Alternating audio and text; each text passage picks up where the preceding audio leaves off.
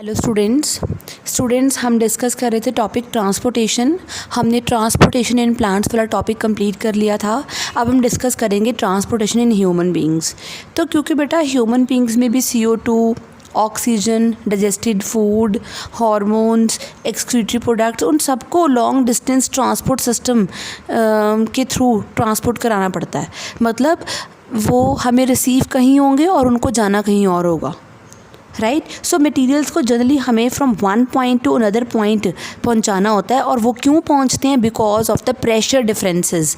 मैंने आपको last time भी बताया था कि चीज़ें मूव करती हैं from high pressure towards low pressure, right. तो इन ह्यूमन बीइंग्स हम बात कर रहे हैं। We know that various substances like CO2, right, like O2, like digested food की बात हम करें, राइट, हॉर्मोन्स की बात करें या एक्सक्रीटरी प्रोडक्ट्स की बात करें, तो इन सभी चीज़ों को ही मूव करना होता है, right. They all have to be transported. इन सबको ट्रांसपोर्ट होना पड़ेगा, transported by special long distance transport system. So it is transported by special long distance transport system, right. And we all know that materials, they usually move from one point to another as a result of pressure differences. So materials usually move from one point to another, right, from one point to another as a result of pressure difference, right. So pressure differences के कारण अब कोई भी दो points है, मतलब suppose करो यहाँ पे कोई चीज़ पड़ी है, हमें उसको इस पॉइंट पर पहुँचाना है from point A to point B, तो वो कैसे मूव करेगी? Because of the pressure differences, right. Point A पे सपोज़ हाई प्रेशर है, राइट, और पॉइंट B पे प्रेशर क्या है? लो। सो थिंग्स कैसे मूव करेंगी? From high pressure towards the low pressure, right. अब हम ह्यूमन बीइंग में ट्रांसपोर्टेशन के सिस्टम्स के बारे में जानेंगे। So there are two circulatory systems, right. There are two circulatory systems.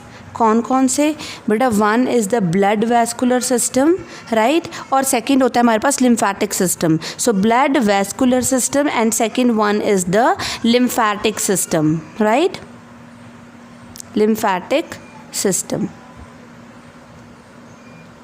So blood vascular system की हम पहले बात करेंगे। So we will be dealing with blood vascular system first. Blood vascular system, बेटा जब भी आपको ये टर्म आए वैस्कुलर, तो वो टर्म क्या होती है? एक वैस्कुलर सिस्टम वो सिस्टम होता है जिसमें ट्यूब्स होती हैं, जिसमें फ्लूइड भरा हुआ होता है, और वो ट्यूब्स उसको एक प्लेस से दूसरी प्लेस तक लेकर जाती हैं, तो उसको बोलते हैं हम blood vascular system.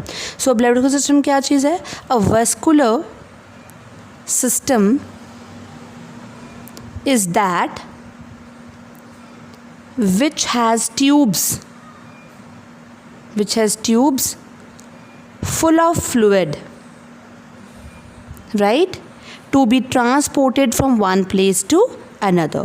So to be transported from one place to another place, right, this is known as blood vascular system. और ह्यूमन के ब्लड वैस्कुलर सिस्टम में हम क्या क्या पढ़ेंगे? Human blood vascular system include what? It includes blood vessels and heart. Heart जो होता है वो बेसिकली पंपिंग ऑर्गन होता है, जो पंप करेगा ब्लड को। It is an pumping organ, right. और ब्लड वेसल्स क्या है? ट्यूब्स जिसके थ्रू जिसमें ब्लड मूव करेगा, जिसमें ब्लड फ्लो करेगा। And blood that is a fluid connective tissue. It is known as fluid connective tissue. तो ब्लड वेस्कुलर सिस्टम में हमें तीनों चीज़ें डिस्कस करनी पड़ेंगी, ब्लड भी, ब्लड वेसल्स भी और हार्ट भी। इन तीनों चीज़ों के बारे में हम डिस्कस करेंगे वन बाय वन। तो सबसे पहले हम बात करेंगे ब्लड की, राइट। तो फर्स्ट है blood.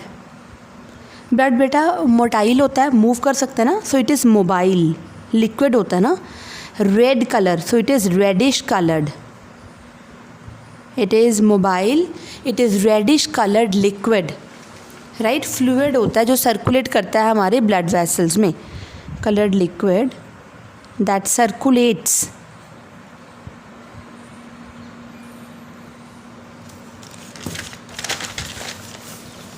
that circulates in the blood vessels, right? So बेटा अब हम बात करेंगे ब्लड की कॉम्पोजिशन की। पहले ब्लड की कॉम्पोजिशन क्या है, ब्लड में क्या कुछ होता है। सी, ब्लड के दो पार्ट्स होते हैं मेन। एक तो पार्ट होता है इसका प्लाज्मा पार्ट, जिसे हम लिक्विड पोर्शन कहते हैं, प्लाज्मा। और एक होता है फॉर्म्ड एलिमेंट्स, फॉर्म्ड एलिमेंट्स। बेटा जो प्लाज्मा पार्ट होता है ना, वो ब्लड में 55% पोर्शन होता है, और जो फॉर्म्ड एलिमेंट्स होते हैं वो 45% होते हैं, right. Plasma is just a liquid part. हम बात करेंगे पहले फॉर्म्ड एलिमेंट्स की। फॉर्म्ड एलिमेंट्स में आता क्या है, उसमें आते हैं ब्लड कॉर्पसल्स। ब्लड कॉर्पसल्स मतलब ब्लड के सेल्स, यानी कि ब्लड सेल्स। और वो कौन कौन से होते हैं, they are RBCs, they are WBCs and they are platelets. RBCs, WBCs and platelets.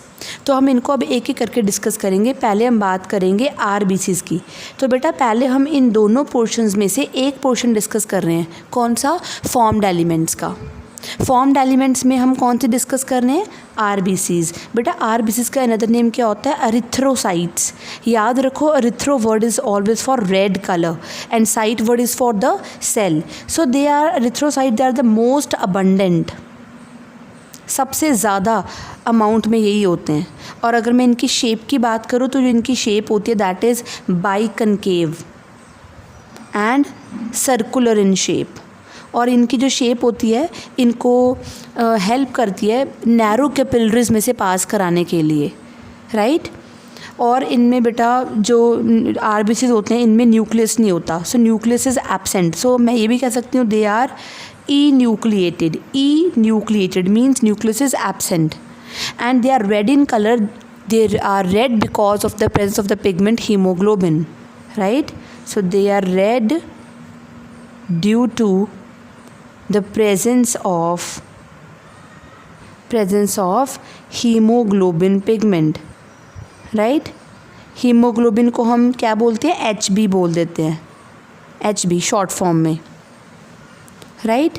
और जो हीमोग्लोबिन होती है ये एक तरह से प्रोटीन होती है, it's a kind of a conjugate protein. Conjugate मतलब प्रोटीन के साथ कुछ और भी अटैच है, it's a kind of conjugate protein. तो इसमें क्या कुछ होता है, सी, hemoglobin contain two main portions. One is the heme, that is the iron, and another is a globin. Globin is a protein, so it's a protein. So it's a iron containing protein. Clear? और the term used for the formation of RBCs क्या होता है, erythropoiesis. Erythropoiesis is the term used for the formation of RBCs. So formation of RBCs is known as erythropoiesis. आपको बता दूं जो RBCs होते हैं उनका लाइफ स्पैन कितना होता है। RBCs का लाइफ स्पैन होता है जस्ट 120 डेज, राइट। फिर नए RBCs कहाँ पे बनते हैं, हमारे बोन मैरो में। So life span of RBCs is just 120 days. Clear? और अगर हीमोग्लोबिन का अमाउंट कम हो, लेस अमाउंट ऑफ हीमोग्लोबिन हो, तो पर्सन को क्या हो जाता है बेटा, anaemia. So less amount of haemoglobin in the blood causes anaemia, ये कंडीशन होती है एनीमिया। और इसको ओवरकम किया जा सकता है with the help of some iron containing food stuffs खाने से, राइट। सो अभी हम बात कर रहे थे, अगर बहुत ज़्यादा एबनॉर्मल राइज हो जाए आरबीसी, बहुत ज़्यादा हो जाए तो उसको बोलते हैं पॉलीसाइथीमिया.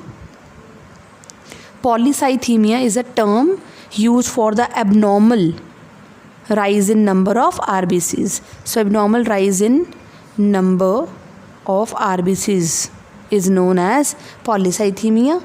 राइट बेटा, अगर हमारी बॉडी में ऑक्सीजन की शॉर्टेज होती है ना, तो ऑक्सीजन की शॉर्टेज के कारण ऑक्सीजन की शॉर्टेज किडनी को स्टिमुलेट करती है. सी, अगर बॉडी में ऑक्सीजन कम हो गई तो वो कम ऑक्सीजन किडनी को स्टिमुलेट करती है. क्या करने के लिए? किडनी एक हार्मोन बनाती है, उस हार्मोन का नाम होता है एरिथ्रोपोइटिन. राइट, ये जो हार्मोन होता है ये स्टिमुलेट करता है किसको? हमारी बोन मैरो को. क्या करने के लिए? ज़्यादा और रेड ब्लड सेल्स बनाने के लिए. So it stimulates bone marrow to produce more RBCs. Right, more RBCs. और मैं लाइफ स्पैन आपको पहले बता चुकी हूँ. लाइफ स्पैन कितना होता है आरबीसीज का? 120 डेज़ होता है. राइट, अब हम बात करेंगे डब्ल्यूबीसीज की. याद है फॉर्म्ड एलिमेंट्स पढ़ रहे हैं हम. फॉर्म्ड एलिमेंट्स में मैंने कहा था हम आरबीसीज पढ़ेंगे, हम डब्ल्यूबीसीज पढ़ेंगे और प्लेटलेट्स पढ़ेंगे. राइट, तो जो सेकंड पार्ट है दैट इज़ द डब्ल्यूबीसीज. डब्ल्यूबीसीज को हम क्या बोलते हैं? White blood sales. इसका एक और नाम भी होता है, क्या बोलते हैं इनको? ल्यूकोसाइट्स. क्या बोलेंगे? Leucocyte. Leuco word is always for colourless या वाइट कलर के लिए होता है, and cyte word is for the cell. So they are the white blood cells. Right, so अब हम बात करते हैं पहले डब्ल्यूबीसीज की. तो दे आर कलरलेस. राइट, और इनका जो साइज़ होता है वो लार्जर होता है than RBCs. So they are larger than RBCs. Clear? और देखा जाए तो आपने सुना होगा बेटा कि टीएलसी डीएलसी बढ़ गए. सुना होगा ना. राइट, तो मैं बताती हूँ अभी. अगर मैं इनके नंबर की बात करूँ तो इसका जो नंबर होता है वो वेरी करता है. Their number varies. कैसे? इनका नंबर अबाउट 5000 से लेकर अबाउट 10,000 तक हो सकते हैं ये पर cubic millimetre of blood. So they are number is 5000 10,000 per cubic millimeter of the blood. Right, अब आपने टर्म सुनी होगी कुछ टीएलसी डीएलसी. ये क्या होता है? TLC is total leucocyte count. कितने ल्यूकोसाइट्स हैं? राइट, और डीएलसी सुना होगा डिफरेंशियल ल्यूकोसाइट काउंट. बताती हूँ मैं ये क्या होता है. Differential leukocyte count. इसका मतलब है कौन से डब्ल्यूबीसीज कितने हैं. बेटा डब्ल्यूबीसीज कोई एक तरह के नहीं है, काफ़ी तरह के होते हैं. तो कौन से कितने हैं? अगर ये बताएं तो उसको डीएलसी बोलते हैं. अगर ये बताएं टोटल ल्यूकोसाइट्स कितने हैं, उसमें टाइप्स ना बताएं हम, तो वो होता है टीएलसी. राइट, अगर बेटा लो टीएलसी हो तो मतलब वायरल इन्फेक्शन हो सकती है.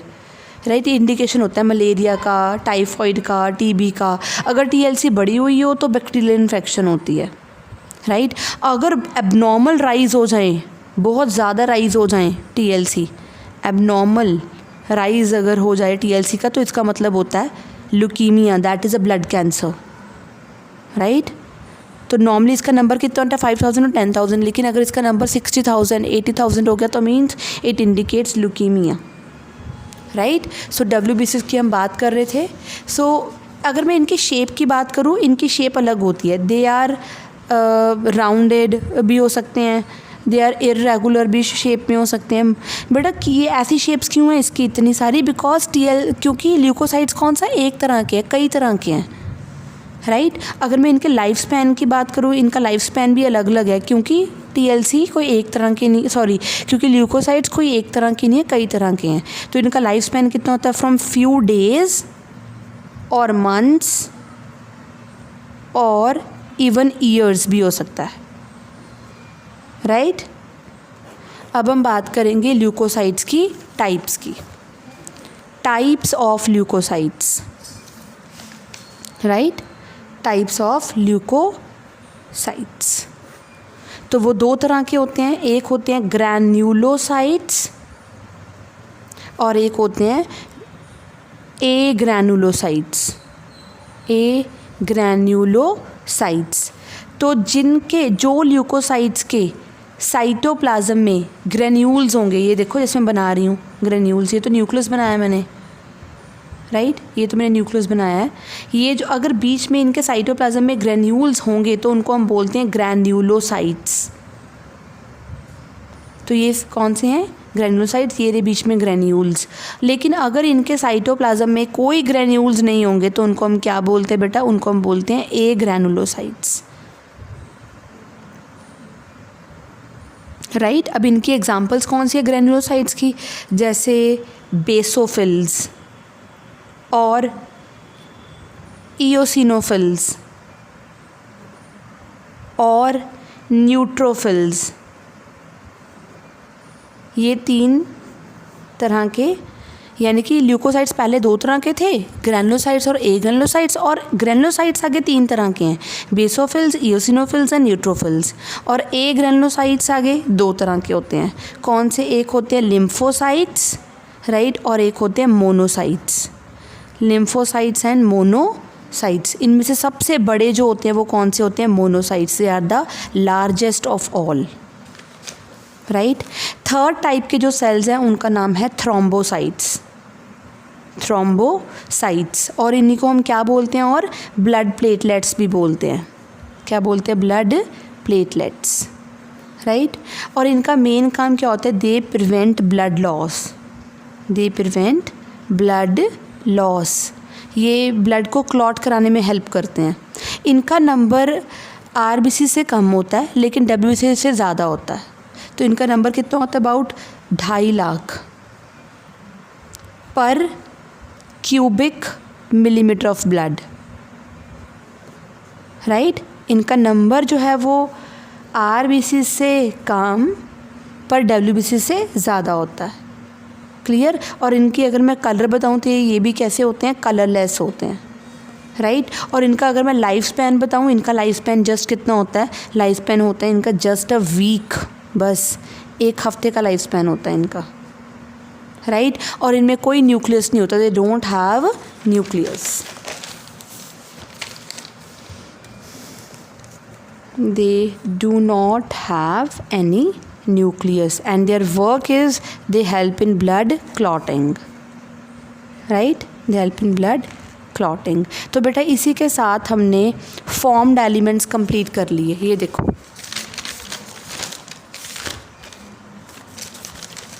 ये देखो फॉर्म्ड एलिमेंट्स, 45% पोर्शन था ना, blood corpuscles, RBC, WBC, platelets, तीनों ख़त्म हो गए। अब हम अपने नेक्स्ट वीडियो में डिस्कस करेंगे प्लाज्मा और functions of blood, right. Bye bye.